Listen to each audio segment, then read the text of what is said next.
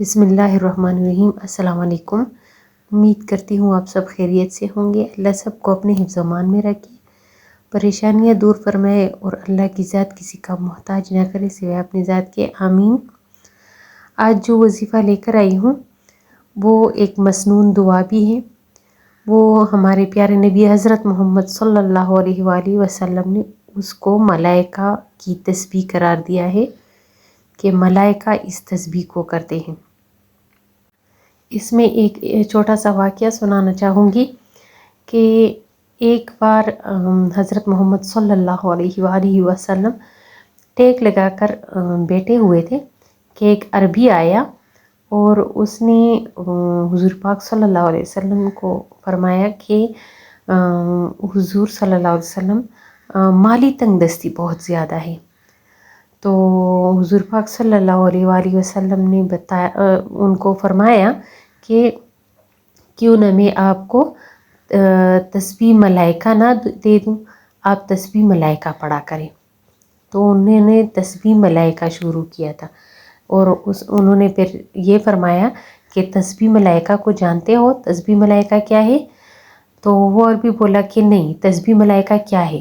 تو حضور پاک صلی اللہ علیہ وآلہ وسلم نے فرمایا سبحان اللہ و بحمدہ سبحان اللہ العظیم استغفر اللہ، یہ تسبیح ملائکہ کہلاتا ہے۔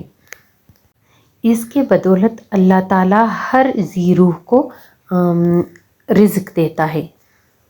حضور پاک صلی اللہ علیہ وآلہ وسلم نے فرمایا کہ جو انسان اس کو طلوع صادق کے وقت یعنی تہجد کے وقت 100 مرتبہ اس کا ورد کرے گا اور 100 مرتبہ اس کا ورد عصر کی نماز کے بعد کرے گا تو اس کی غربت ختم ہوگی۔ وہ انسان، اس کی جو رزق کے مسائل ہے، جو اس کی تنگی ہے، وہ دور ہو جائے گی۔ حدیث مبارکہ میں آتا ہے کہ اس کے پڑھنے کے 2-3 طریقے ہیں، لیکن جو کم تر طریقہ ہے جس کو کم ہم پڑھتے ہیں تو وہ صرف اور صرف 100 مرتبہ کی تعداد ہے اور وہ طلوع صادق کے وقت ہے۔ اور اگر 200 مرتبہ پڑھنا ہے تو پھر طلوع صادق کے وقت 100 مرتبہ اور 100 مرتبہ عصر کی نماز کے بعد آپ نے پڑھنا ہے۔ جو پہلے میں نے بتایا تھا کہ ایک عربی تھا، وہ حضور پاک صلی اللہ علیہ وآلہ وسلم کے بارگاہ میں آیا، تو پھر وہ دوبارہ سے آیا، کچھ دن بعد وہ دوبارہ سے آیا اور پھر انہوں نے حضور پاک صلی اللہ علیہ وآلہ وسلم کو فرمایا کہ اللہ کے نبی، جو آپ نے مجھے وہ تسبیح دی تھی میں وہ پڑھتا ہوں اور اب میرے پاس اتنا رزق ہے کہ مجھے وہ نہیں آتا، طریقہ نہیں آتا کہ میں کہاں پہ رکھوں، کہاں اس کا استعمال کروں، اتنا رزق میرے پاس ہے۔ تو اس کلمے کی بدولت اللہ تعالیٰ نے اس عربی کو اتنی دولت دی کہ اس کو طریقہ ہی نہیں آ رہا تھا، اس کو سمجھ میں ہی نہیں آ رہا تھا کہ اب اس کا کروں کیا۔ وہ رزق اتنا تھا کہ اس کے ہمسایوں کو بھی وہ رزق ملتا رہا، اس کے رشتہ داروں کو بھی وہ رزق ملتا رہا۔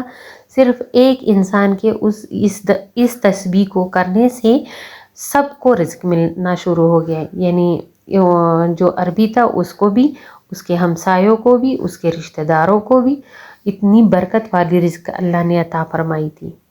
بہت سارے عورتیں آتی ہیں کہ ہمیں مالی تنگ دستی کے ہم شکار ہیں، ہسبینڈس کے جاب نہیں لگ رہے، گھر میں کھانے کو کچھ نہیں ہوتا، میں اگر کسی کے ساتھ ہیلپ کروں بھی تو کتنا کروں گی نا۔ تو میں نے یہ ڈیسائیڈ کیا تھا کہ میں سب کو جو فرشتوں والی تسبیح ہے میں سب کو وہی دوں گی، کیونکہ اس میں اتنا رزق ہے کہ انسان کو سمجھ میں ہی نہیں آتا کہ یہ رزق کہاں سے رہا ہے۔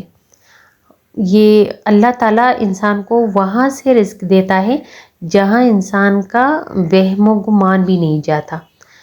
تو اس تسبیح کے کرنے سے اگر آپ کو اتنا فائدہ ہوتا ہے تو میری طرف سے سب یہ تسبیح ضرور کریں۔ हम रिस्क के लिए बहुत सारे वो वज़ाइफ करते रहते हैं, बहुत कभी काम के लिए, कभी किसी चीज़ के लिए, कभी किसी चीज़ के लिए बहुत सारे वज़ाइफ करते हैं। मेरे अपने चैनल पर भी बहुत सारे ऐसे वज़ाइफ हैं जो मैं रिस्क के लिए भी देती हूँ। तो अगर इंसान उसमें रजत का शिकार हो जाए ना, तो इससे अच्छा नहीं है कि जो मसनून दुआ है, मसनून दुआ में इंसान रजत का शिकार भी नहीं होता। ये आप एक चीज़ जहन में रख लें, मसनून दुआओं में इंसान रजत का शिकार भी नहीं होता। एक तो ये मसनून दुआ है, एक फरिश्तों की दुआ है, ये फरिश्ते करते हैं, फरिश्तों की तस्बीह है।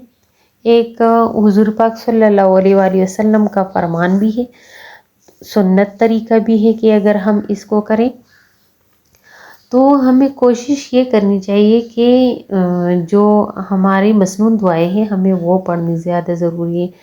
तो अगर हम ये पढ़ते तो हम रजत का शिकार नहीं होते, बीमारियां नहीं आती हमारे घर, बेबरकती नहीं आती हमारे घर, झगड़े नहीं होते। जो मसाइल ज़्यादा हो रहे हैं वो रजत का शिकार होने की वजह से हो रहे हैं, क्योंकि हमारे हर घर में जहाँ भी जाओ 10 से 15 वजीफ़े, 17 वजीफ़े। एक औरत आई, वो मुझे बोलती है कि मैं सारे दिन में 17 वजीफ़े करती हूँ। मैं सोच में पड़ गई, तुम रजत का शिकार हो गई हो, अभी तो तुम इतने वज़ाइफ करती हो। यार इस्तग़फ़ार पढ़ो, इस्तग़फ़ार ज़्यादा से ज़्यादा पढ़ो।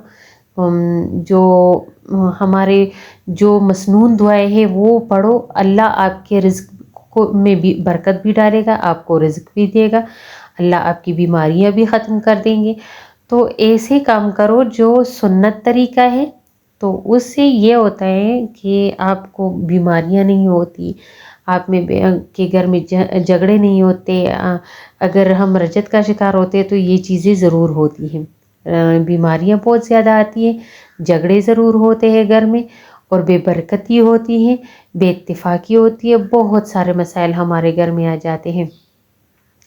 तो इस वजह से हमें कोशिश ये करनी चाहिए कि हमें जो हमारे तरीके हैं अल्लाह और हमारे प्यारे नबी हज़रत मोहम्मद सल्लल्लाहु अलैहि वसल्लम की, तो हमें उन पर अमल करके, हम उनकी सुन्नत को फॉलो करके हम जो वज़ाइफ पढ़ेंगे तो इससे हम रजत का शिकार नहीं होंगे और हमारा काम भी हो जाया करेगा।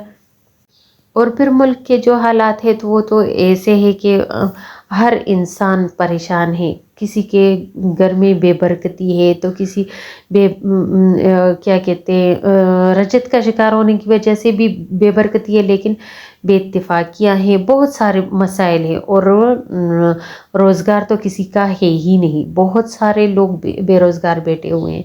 लेकिन हाँ, मैंने ये चीज़ भी नोट की है कि जो हमारे यहाँ पे कुछ औरतें ऐसी भी आती है कि मेरा हस्बैंड काम करना ही नहीं चाहता, वो सारा दिन घर में रहता है, मोबाइल में लगा रहता है और वो काम करना ही नहीं चाहता। तो इस वजह से वो भी रजत का शिकार हुए होते हैं। और कुछ लोग आलसी भी होते हैं, उनको काम करना ही नहीं होता। तो ये चीज़ मैं आपको समझाने की कोशिश कर रही हूँ कि आप इसको पढ़ें। इंशाल्लाह आपके शोहर हजरात जो है वो घर से बाहर भी जाएंगे, मतलब काम करने के लिए, वो काम करने की कोशिश भी करेंगे, अपने बच्चों को भी संभालेंगे, सारे मसले आपके से हल हो जाएंगे। बातें ज़्यादा हो रही है, वीडियो बहुत ज़्यादा लंबी हो रही है, बस मेरी तरफ से आपको इसकी इजाज़त है, आप इसको कर सकते हो। इसी के साथ मुझे दीजिए इजाज़त। अपनी दुआओं में याद रखिए, अपने साथ अपने दूसरे बहन भाइयों के लिए भी दुआ कीजिए कि अल्लाह अपनी रहमत से सबके मसले हल कर दे। आमीन। वस्सलाम।